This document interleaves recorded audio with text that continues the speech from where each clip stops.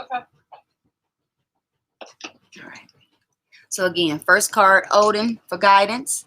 So definitely during this time, whatever's going on in your life and whatever it is, the moves that you're trying to make, it is time for you to seek guidance outside of yourself and guidance from within yourself. And when I say within yourself, I'm not saying your ego or your first mind, but for you to go into more of a meditation and connect with your higher self. Yes. Connect with that inner GPS system.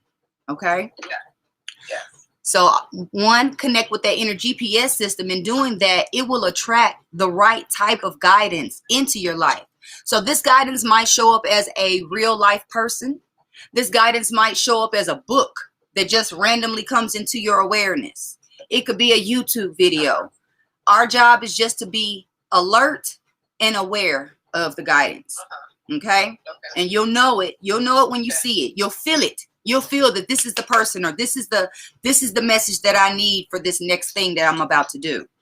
Because I bet whatever it is, you're not quite sure of how do I make this happen. So our next card kind of just goes right into it with the Kali of fear. And it's that fear that's holding you back. It's the fear of the unknown. It's the fear of not really knowing what to do. The fear of not knowing how to get from point A to point B, how to get from where you are to where you want to be. But you don't have to have fear, because Kali, as scary as they project her to be out there, she's always, looking scary and crazy. She's got all these arms, and most of her arms are holding weapons of destruction. But she is also the goddess of creation. Okay? So know that you have the power to create.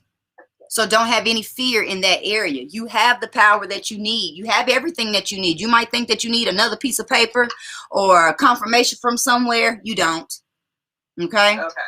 Yeah. All right. So what Athena is telling us is that we do have to have a strategy. We do have to have a plan to get from where we are to where we desire to be. But that goes back to us tapping into that inner GPS system and figuring that out, or allowing the yellow brick road to unveil itself to us. But once we get that download, of what that strategy is, write it down, because it was written. Everything has to be written down. Okay? So from there, Amaterasu came upside down. So what would be the inverted self-esteem? So first of all, self-esteem is how we look at ourselves. There's me, myself, and I.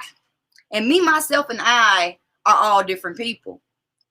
You have you have your ego, and you have your spirit self. We have the image that we see in the mirror. We have the image that we're trying to put out there to people.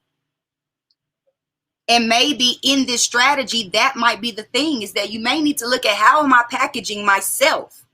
How am I carrying myself? How do I show up in spaces? How do I show up in meetings? How do I show up on Clubhouse? How do I show up? What is the image that I'm putting out there? Let's consider that, and let's see, maybe even we may need to strengthen that image. And how we do that is by building our confidence in ourselves, by building our confidence in our talents or our skills. So whatever it is, if you're not feeling fully confident in it, then that means it's time to read the book, take the class, or whatever it is, so you do feel stronger in what you're doing. Because you know what you're doing, but it's confidence that sells. It's confidence that people buy into. It's not what we have. It's how we make people feel with what we have. It's how we make people feel when we are talking about our product or our service, or what we feel like we came to do. How is that packaged? And so also what's upside down is Aphrodite, self-love. She came in upside down, which tells me that maybe you have been loving on yourself, but now it may be time to start loving on people to reflect the same way that you love on you. Because we have to love on other people the same way we love on ourselves.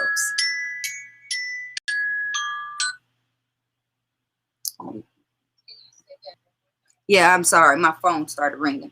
So however you have been loving on yourself, We have to take that same love and start spreading it out in a sense. Because sometimes when we get caught up, self-love has been the trend. Everybody's talking about self-love, and understand that self-love, first of all, y'all, self-love is discipline.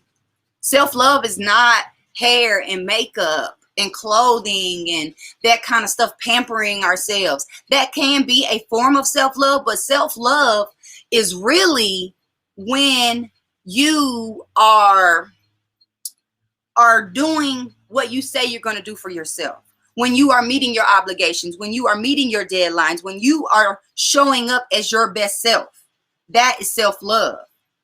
But also start loving on other people that same way. Make sure that you're not so caught up in self-love that the people around you feel unloved, that the people around you feel like they have not been getting the attention that they deserve and desire from you.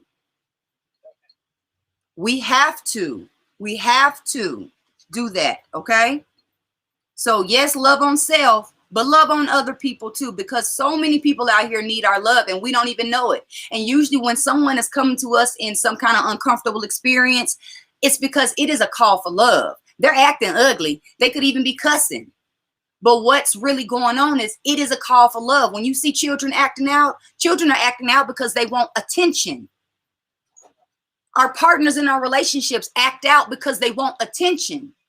So instead of them saying, hey, I want a hug, I want a kiss, I want some love, instead they argue, they bicker. We all do this. And it is our way of getting attention. So we have to decide, how are we going to get this attention? How do we want it packaged? And when we decide that, that's how we give it. Because the universe that we live in operates on a giving and receiving. So whatever we give, we receive. So if we give out love, we receive love. And we may not get it directly from the person, but we do have a better chance of getting love from someone where we're pouring love into them and not expecting for them to pour love into us.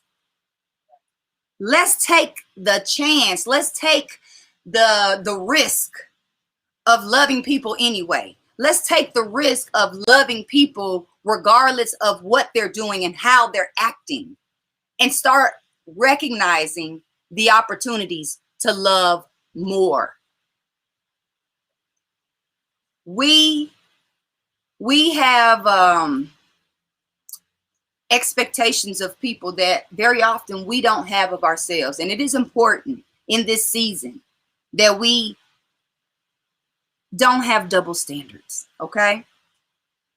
So definitely don't have double standards going on in your life. Don't operate in fear, because either you're going to operate in fear or we operate in love. So we have to choose to operate in love and not allow our fears to stop us.